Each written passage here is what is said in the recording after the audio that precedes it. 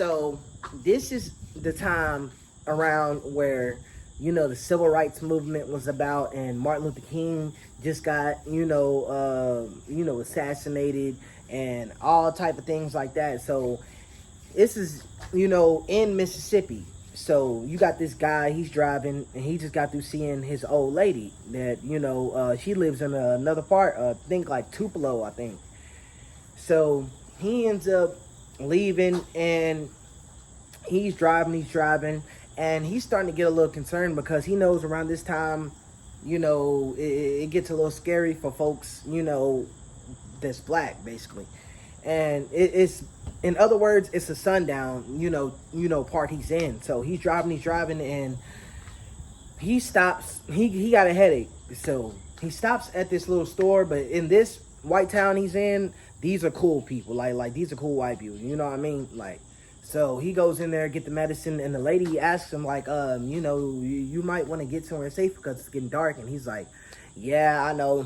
I just had to stop by, get some medicine. I had to go see my old lady and all that. So she basically says, all right, just be safe and take care. And he says, all right. So he ends up leaving. So about 20 minutes later, he arrives in this other town. Now, this town right here is like, don't like black people at all. Like, it's an all-white town,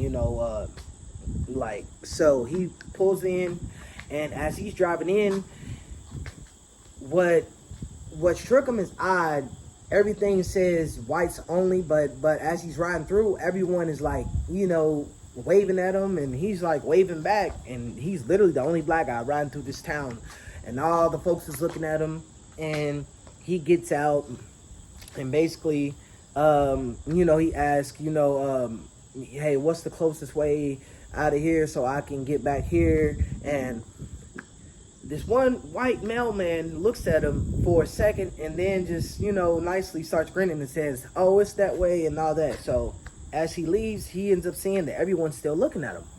So he goes in, and he realizes, wait, there's a diner across the street. So he's like, hey, I am kind of hungry.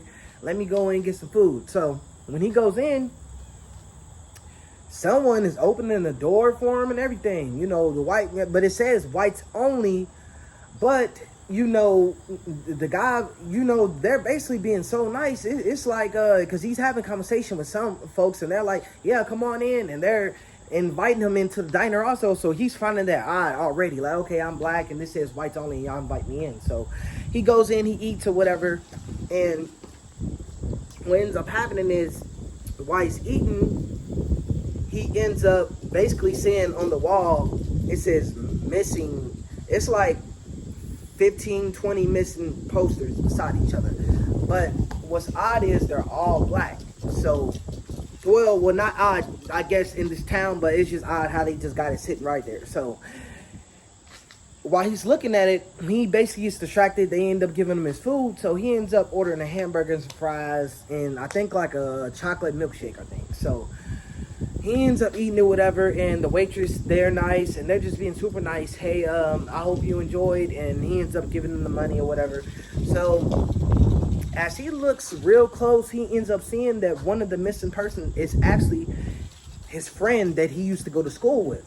So, he ends up taking the paper down off the clipper thing or whatever, and he's looking, and he puts it back on the clipper.